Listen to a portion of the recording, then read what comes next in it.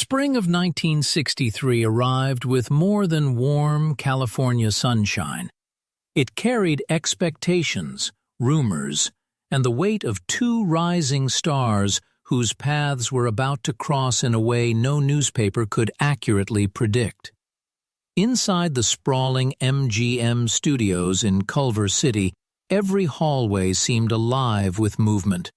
Costume designers hurried past carrying garment bags. Electricians adjusted lights for upcoming screen tests. Directors discussed schedules while assistants balanced stacks of scripts and coffee cups. Everyone was preparing for one production, Viva Las Vegas. Executives believed it would become another successful Elvis Presley film. Fans expected music, romance, and spectacular dance numbers. Reporters smelled an even bigger story because of one name, Ann-Margret. At only 22 years old, the Swedish-born actress and singer had become one of Hollywood's brightest new stars. She possessed a rare combination of confidence, humor, elegance, and explosive stage energy that critics couldn't stop talking about. Some magazines had already begun calling her the female Elvis. The comparison made headlines. It also made studio executives nervous, not because they doubted Elvis, but because they feared audiences might spend more time talking about Ann-Margret than the king of rock and roll himself. Behind closed doors, meetings became increasingly tense. Keep the focus on Elvis. Don't let anyone outshine him. The audience is buying an Elvis picture. No one ever said Ann-Margret was the problem, yet everyone spoke as if she were. Neither Elvis nor Ann-Margret knew the full extent of those conversations. At least, not yet. Several days before principal photography officially began, Elvis arrived earlier than anyone expected. This wasn't unusual for the people who knew him well. When something mattered to Elvis, he preferred quiet over crowds. No reporters, no photographers, no screaming fans. Just space to think. He stepped out of his Cadillac wearing a simple dark shirt, pressed slacks, and sunglasses that couldn't quite hide the tiredness in his eyes. The previous few years had been complicated. Military service had interrupted his meteoric rise. Hollywood expected him to prove he still possessed the same magic that had once shaken television audiences across America. Every movie carried enormous pressure. Every performance became another reminder that millions expected perfection. As he walked through the nearly empty rehearsal building, he noticed something unusual. Music. Not from a radio, not from an orchestra. A piano. Someone was already practicing. Curious, Elvis quietly followed the sound down a long hallway. The rehearsal room door stood slightly open. He stopped before entering. Inside, sunlight spilled through tall windows, stretching across polished wooden floors. At the piano sat a rehearsal accompanist, patiently repeating the same melody again and again. Standing nearby was Ann-Margret. She wasn't performing for anyone. There was no audience, no cameras, no producers. She danced through the routine repeatedly, stopping herself whenever one movement felt less than perfect. Again, again, again. Every mistake annoyed her. Every correction made her stronger. Sweat darkened small strands of her bright auburn hair, but she never complained. She simply nodded to the pianist. Once more. Elvis watched silently. Hollywood magazines had painted a picture of effortless glamour. This wasn't glamour. This was discipline, the kind few people ever witnessed. He leaned gently against the doorway. For nearly 15 minutes he didn't interrupt. He simply watched. Eventually, the pianist noticed him first. His fingers froze above the keys. Ann-Margret turned around. For just a brief second, surprise crossed her face. Then she smiled. Not the polished smile photographers loved, a genuine one. "Well," she laughed softly, brushing a loose curl behind her ear, "I guess I have an audience now." Elvis removed his sunglasses. "I hope you don't mind." "I've been spying on your rehearsal," she laughed. "Only if you promise not to tell anyone how many mistakes you saw." Elvis smiled. "I stopped counting." Instead of embarrassment, she laughed even harder. "Good," she replied. "That means tomorrow I'll make fewer." Something about that answer caught Elvis completely off guard. There was no arrogance, no Hollywood ego, no attempt to impress him, only honesty. For the first time that morning, the pressure he'd carried into the building felt lighter. The pianist quietly excused himself to refill his coffee, leaving the rehearsal room unusually quiet. Elvis glanced around at scattered sheet music covering nearby tables. Dance notes, camera-blocking diagrams, music arrangements. Every page showed handwritten corrections. Ann-Margret noticed him looking. "I make a mess when I'm preparing." Elvis chuckled. "So do I." She tilted her head. "I've heard. I've also heard you don't like rehearsing." He laughed. "Who told you that?" She grinned mischievously. "Hollywood talks. It never stops talking." Elvis nodded knowingly. "That's one thing we've already got in common." For a few moments they simply walked around the room. Neither seemed interested in discussing fame. Instead, they talked about music. Real music. The songs they loved before success arrived. Ann-Margret described listening to rhythm and blues records whenever she could.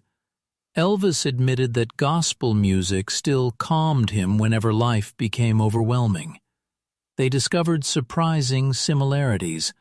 Neither cared much about celebrity parties. Both preferred smaller groups of close friends. Both worried constantly about disappointing audiences. Both believed music meant far more than record sales. The conversation flowed effortlessly, almost strangely so. It felt less like two movie stars meeting, more like two musicians who had somehow known each other for years. Outside the rehearsal building, however, another conversation unfolded.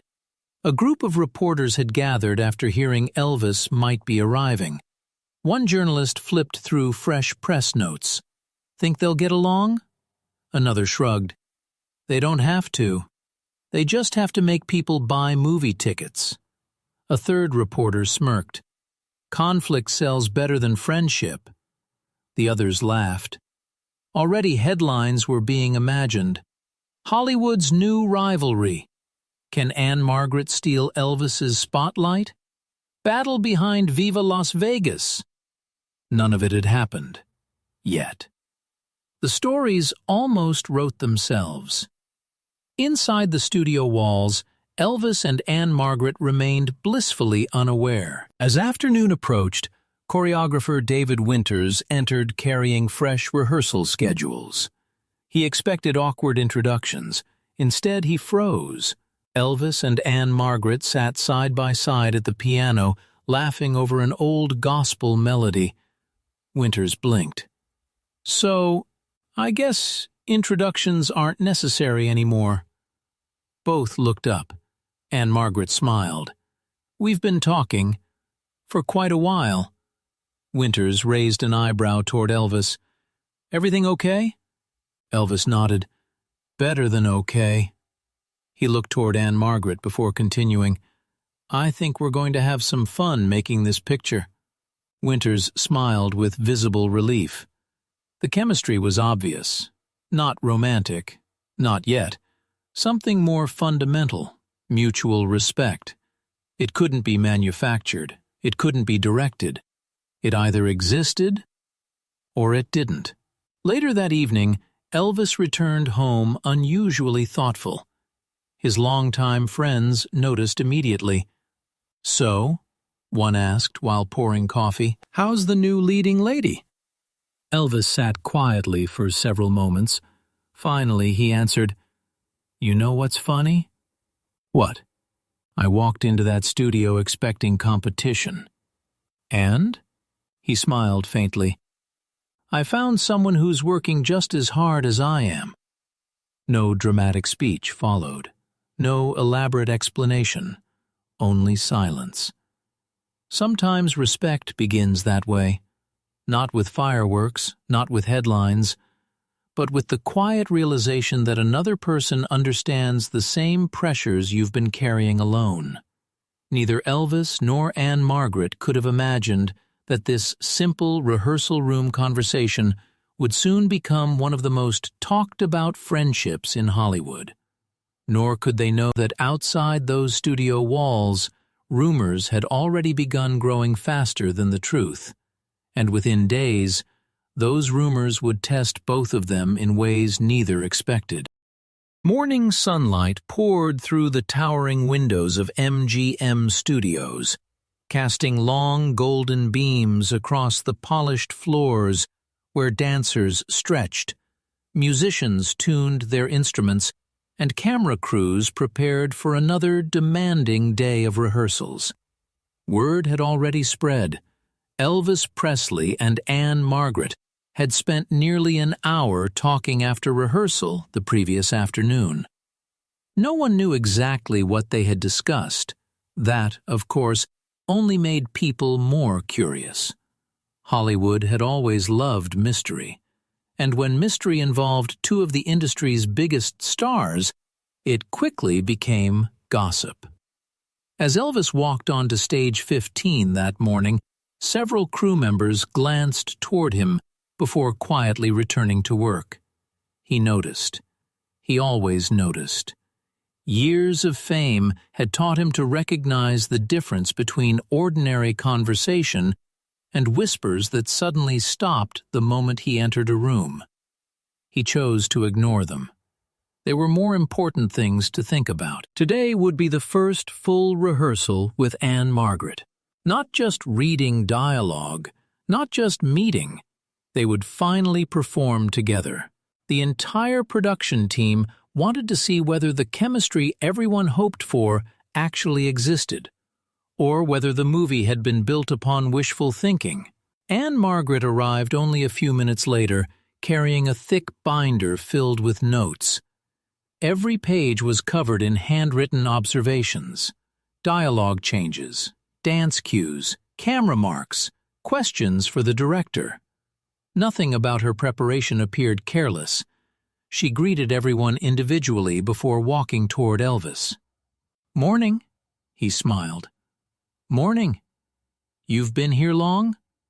"About 20 minutes," she laughed. "So you've already had enough coffee to survive the day?" "Barely." She pointed toward a nearby table. "I brought pastries." Elvis looked surprised. "For everybody?" She nodded. "My father always said rehearsals go better when people aren't hungry."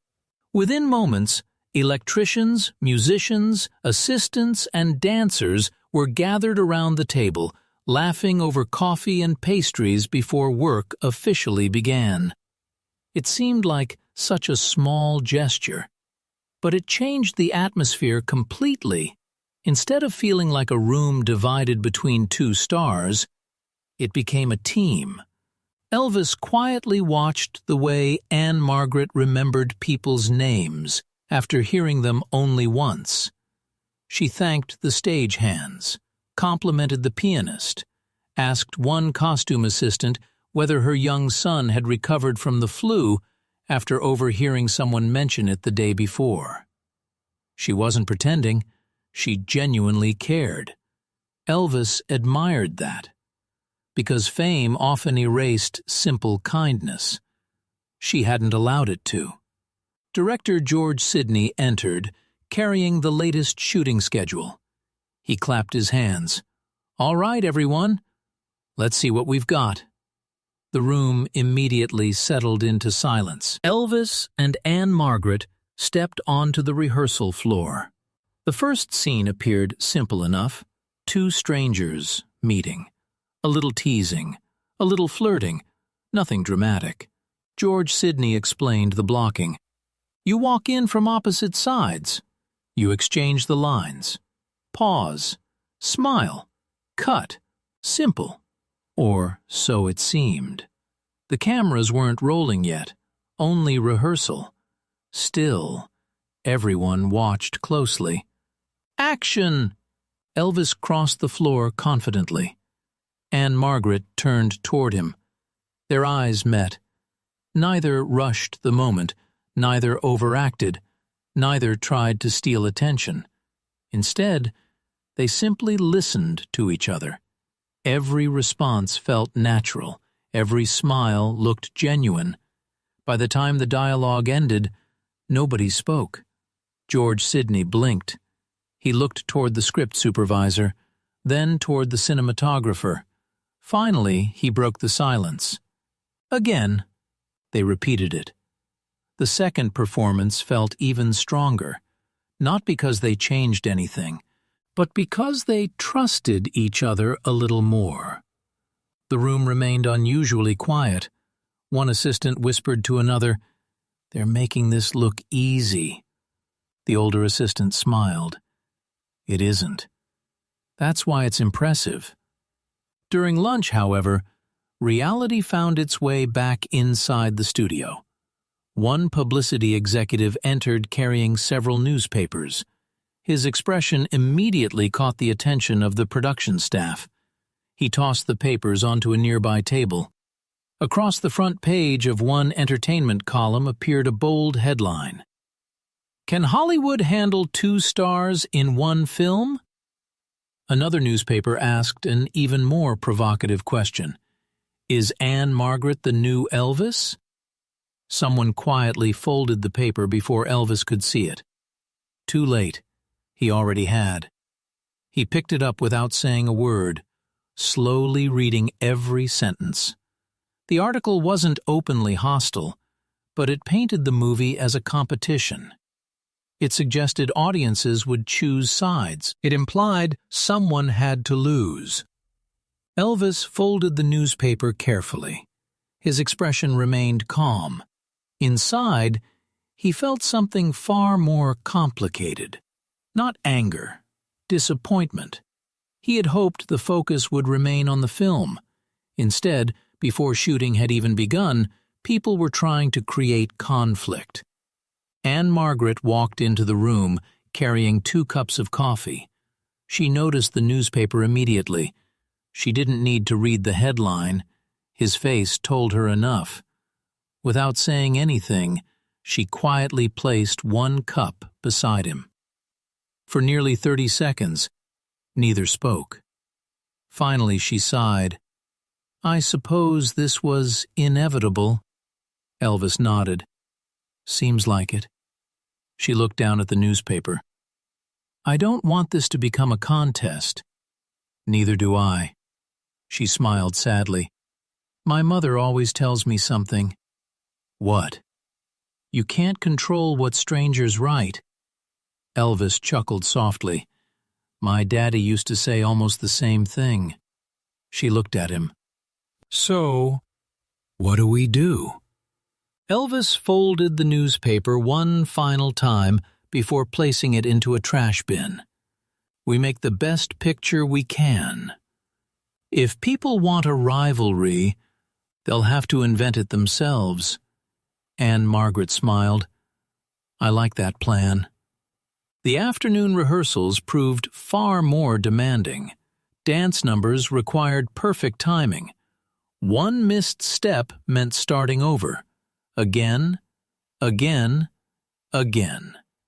After nearly 3 hours of non-stop rehearsal, exhaustion began showing on everyone's faces. The choreographer finally called for a short break. Most performers immediately collapsed into nearby chairs.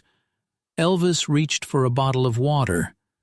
As he looked across the room, he noticed Ann-Margret hadn't stopped.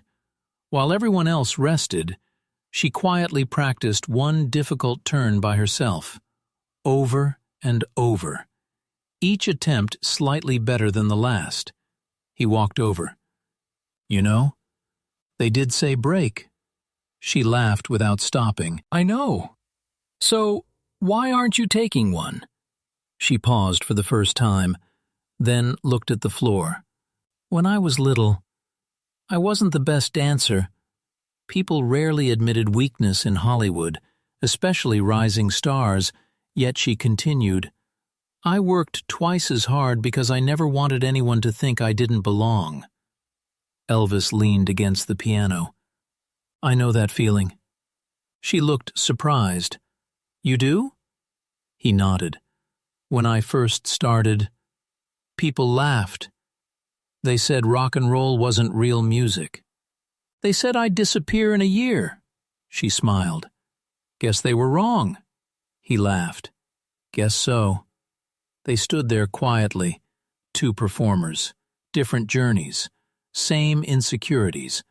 Neither had reached success by accident. Neither intended to lose it through complacency. As evening approached, George Sidney gathered several department heads in a private office. No actors were invited. The discussion centered around one subject: the chemistry. One executive shook his head in disbelief. "I've never seen two performers connect that quickly." Another added, "The audience is going to believe every second they're on screen." George Sidney smiled. "That's because they already trust each other." "But," one producer leaned forward, "we need to be careful. What if the press keeps pushing this rivalry?" The director looked toward the rehearsal stage through the office window. Elvis and Ann-Margret were laughing together while discussing choreography. "They can print whatever they want," he answered quietly. "They can't change what's happening in this room." Outside the studio gates, photographers waited. Reporters sharpened pencils. Editors prepared tomorrow's headlines before today's work had even finished. One ambitious columnist smiled confidently. "If there's no drama, we'll find some." Inside the studio, Elvis and Ann-Margret knew nothing about those words. They simply walked toward the parking lot, discussing music, favorite singers, and ideas for improving tomorrow's rehearsal. But hidden behind a parked delivery truck, a photographer quietly lifted his camera. The shutter clicked once. Then again. A simple conversation, two friends laughing after work. By sunrise, those harmless photographs would be printed across America, and the headlines surrounding them would become impossible to ignore. By the end of the first week of rehearsals, something unusual had happened inside MGM Studios. The crew had stopped talking about whether Elvis Presley and Ann-Margret would work well together. Instead, they had begun talking about how natural everything felt whenever the two shared the same room. The cameramen noticed it first. Neither performer seemed interested in stealing the spotlight. If Ann-Margret delivered a powerful line, Elvis listened with complete attention instead of preparing for his own. When Elvis sang, Ann-Margret reacted honestly, never trying to pull focus. It was the kind of partnership directors spent years hoping to find. But outside the studio, Hollywood was telling a very different story. The newest entertainment magazines had finally reached the newsstands. Bright headlines screamed from every corner, "Hollywood's hottest new pair." Is Ann-Margret becoming too popular? Can Elvis stay America's biggest star? One article even suggested that MGM executives were secretly worried Ann-Margret might overshadow Elvis during the film. There was very little evidence to support those claims, but facts rarely sold magazines as well as speculation. By lunchtime, reporters had begun waiting outside the studio every single day. They shouted questions the moment either star appeared. "Elvis! Do you think Ann-Margret is stealing the movie? Ann! Are you trying to become the female Elvis?" Neither answered. Both simply smiled politely and continued walking. The silence frustrated reporters even more. No arguments, no angry remarks, no scandal, just professionalism. That afternoon, the production moved to a rehearsal stage designed to resemble a glamorous Las Vegas showroom. Colored lights swept across the empty set while musicians warmed up for one of the film's musical sequences. George Sidney stood near the cameras, studying every detail. "This number has to feel effortless," he explained. "The audience shouldn't see actors. They should see two people enjoying every second together." Elvis nodded. Ann-Margret smiled. "Easier said than done." George laughed. "That's why you're here." The orchestra began playing. Immediately, the room transformed. The rhythm filled the stage. Elvis stepped forward. Ann-Margret answered with perfect timing. Every movement flowed naturally into the next. There were moments when neither spoke, yet their expressions carried the entire scene. The crew watched almost motionless. Halfway through the rehearsal, the music stopped unexpectedly. One of the musicians had accidentally missed a cue. Everyone expected frustration. Instead, Elvis began laughing. "So, I guess even the band needs coffee." The room erupted into laughter. The tension disappeared instantly. Ann-Margret leaned toward the orchestra. "Good. Now I don't feel so bad about forgetting my steps yesterday." More laughter followed. George Sidney quietly smiled to himself. He had directed many famous actors. Very few understood how important laughter could be during exhausting productions. These two did. Later that afternoon, Elvis wandered into the music rehearsal room alone. Several guitars rested against the wall. A piano stood near the windows. Without thinking, he picked up an acoustic guitar. His fingers naturally found a familiar gospel melody. Soft, gentle, comforting. He didn't realize someone had entered. Ann-Margret stood quietly in the doorway. She didn't interrupt. She simply listened. When the song ended, she applauded softly. "I've never heard you play that one." Elvis looked up, slightly embarrassed. "I usually keep that for myself." "It reminds me of home." She walked closer. "My family used to sing together, too." Elvis rested the guitar across his lap. "You miss it?" "Sometimes," she smiled. "I think everyone who leaves home misses something." The conversation drifted away from movies, away from Hollywood, away from fame. Instead, they talked about childhood, parents, churches, long road trips, the sacrifices success demanded. For nearly an hour, they forgot cameras existed. They became simply Elvis and Ann, not stars, just two young people trying to navigate extraordinary lives. Unfortunately, someone else had noticed. A publicity assistant passing through the hallway glanced inside the room. He immediately turned around. Within 20 minutes, whispers began spreading through several departments. "They're spending a lot of time together. I heard they were talking alone. They've become very close." Every retelling became slightly more dramatic. By the time the rumor reached another building, someone claimed they had spent the entire afternoon alone. Hollywood had perfected one particular skill: turning ordinary moments into extraordinary stories. The following morning, Elvis arrived carrying his usual calm expression. Colonel Tom Parker was waiting for him. The colonel rarely wasted words. He held up one of the latest magazines. "I've seen these." Elvis nodded. "So have I." The colonel placed the magazine on the table. "Listen carefully. The movie is important. So is your image. I don't want unnecessary distractions." Elvis remained silent. "I know what you're thinking. the Colonel continued. "I'm not telling you who your friends can be. I'm telling you how Hollywood works." Elvis finally spoke. "I know how Hollywood works." The Colonel sighed. "No. You know how people should behave. Hollywood doesn't always work that way." The room fell quiet. Neither man raised his voice. Neither needed to. They understood each other, but they viewed the situation differently. Before leaving, the Colonel paused. "Just be careful." Those 3 words lingered long after he had gone. Ann-Margret was receiving similar advice.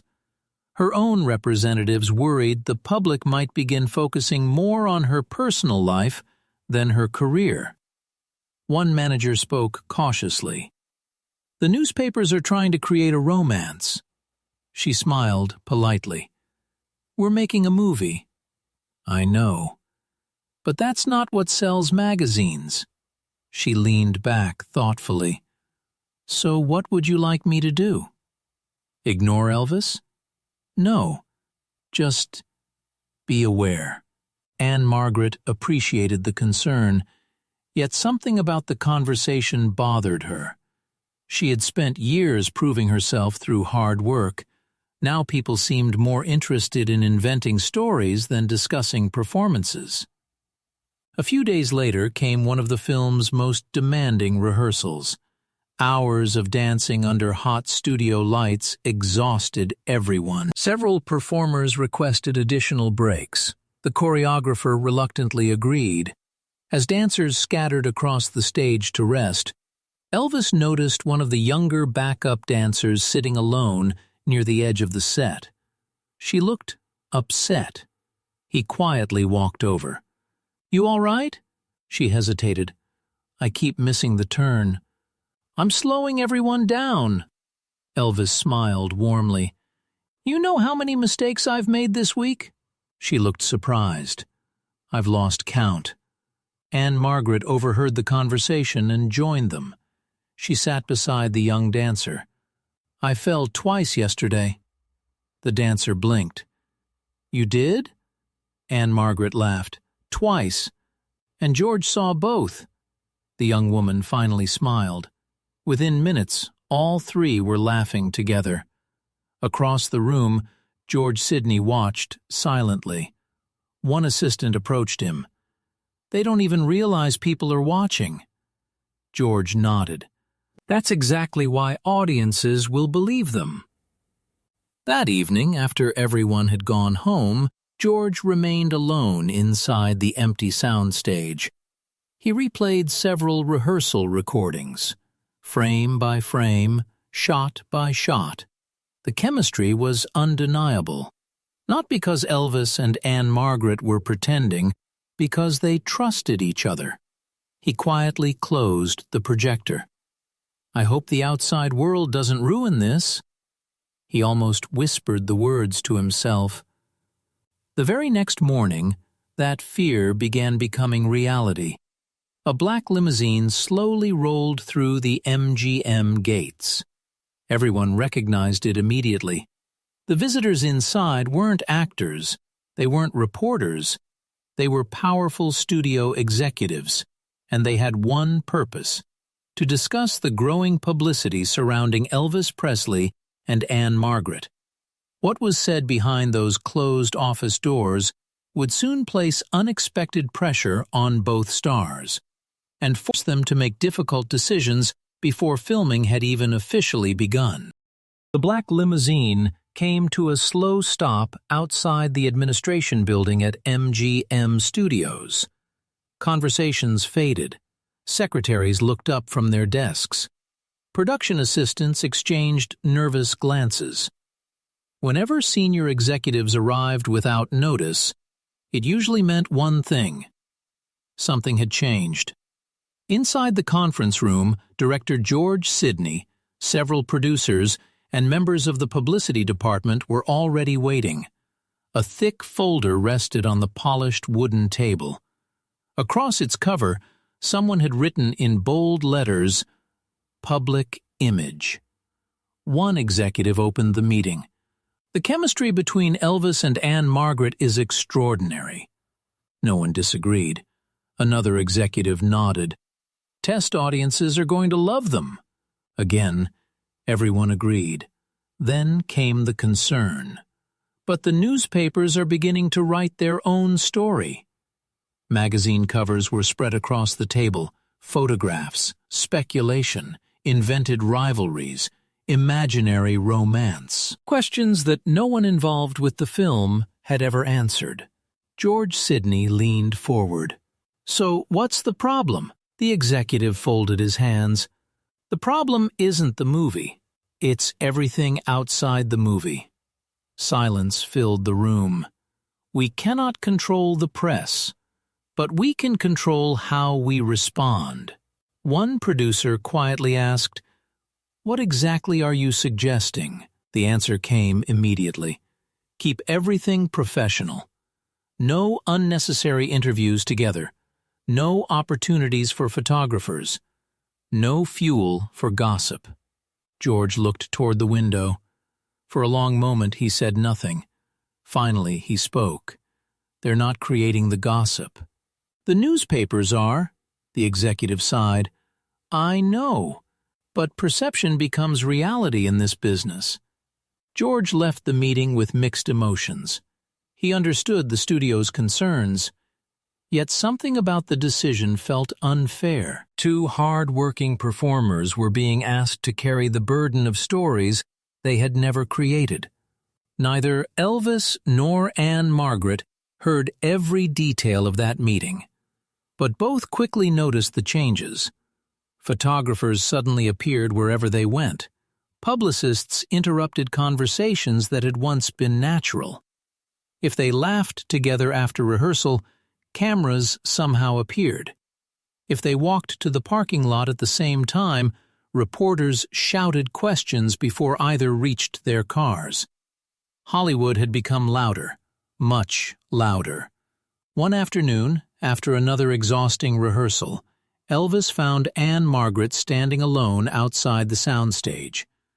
The California sun was beginning to set, covering the studio buildings in soft, golden light. She held one of the latest magazines. Without looking up, she asked quietly, "Have you read this one?" Elvis glanced at the cover. "No." "Should I?" She handed it to him. He skimmed the article. It claimed there had been arguments on set, that the stars refused to speak between scenes, that the director was struggling to control growing tension. None of it was true. Not a single sentence. Elvis slowly closed the magazine. "I don't recognize any of this." Ann-Margret smiled sadly. "Neither do I." For several moments they stood in silence. Finally, Elvis looked toward the studio buildings. "You know what bothers me?" "What?" "They're writing about people they haven't met." She nodded gently. "They're writing characters." "Not us." Elvis smiled. "Exactly." She looked at him. "So, what do we do?" He thought for a moment before answering. "The same thing we've been doing. Show up. Work hard. Treat people right. The rest, we can't control." A smile slowly returned to her face. "I was hoping you'd say that." The following week marked the beginning of camera tests. For the first time, costumes, lighting, music, and performances would come together exactly as audiences would eventually see them. The atmosphere inside the studio felt electric. Every department wanted perfection.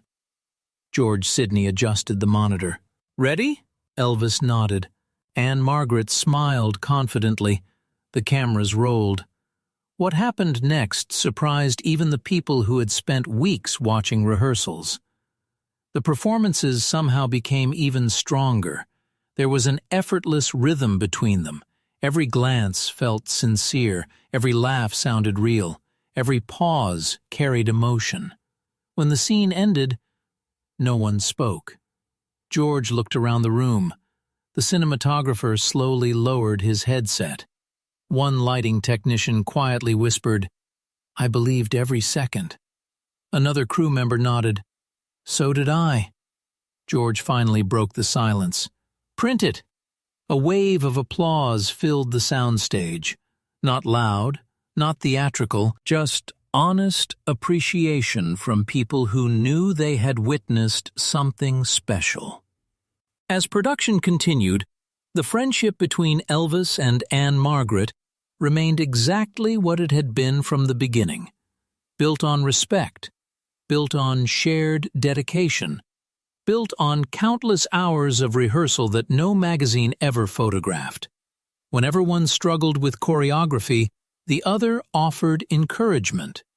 Whenever a difficult scene demanded another take, neither complained. The crew noticed. The musicians noticed. The dancers noticed. There was never a competition. Only cooperation. Years later, many people who worked on the film would remember that atmosphere, not because of scandal, but because genuine mutual respect is surprisingly rare in Hollywood. On the final day before principal photography officially began, the rehearsal stage slowly emptied. Musicians packed their instruments. Costume designers collected measurements. Stagehands switched off the enormous lights one by one. Elvis remained seated near the piano where everything had started days earlier. He gently played the same quiet gospel melody Ann-Margret had first overheard. A familiar voice interrupted the final note. "Still playing that one?" He looked up. She was smiling. "I guess I am." She walked over and rested one hand on the piano. "Funny." "What?" "It feels like we've known each other much longer than a week." Elvis laughed softly. "I was thinking the same thing." She glanced around the now empty rehearsal room. "When people watch this movie, they'll probably think everything happened naturally." Elvis looked at the piano keys before answering. "They won't see the rehearsals. They won't see the mistakes. They won't see how much work everyone put into it." She nodded. "But maybe they'll feel it." He smiled. "I think they will." The room became quiet once more. Outside, the last rays of sunlight disappeared beyond the studio buildings. Tomorrow, the cameras would begin recording scenes that audiences around the world would remember for generations. Neither of them knew exactly how successful the film would become. Neither could predict that Viva Las Vegas would one day be celebrated as one of Elvis Presley's finest movies and one of Hollywood's most unforgettable musical pairings. But both understood something far more important. Respect could not be manufactured. Trust could not be written into a script. And the strongest on-screen chemistry was often born long before a director ever called action.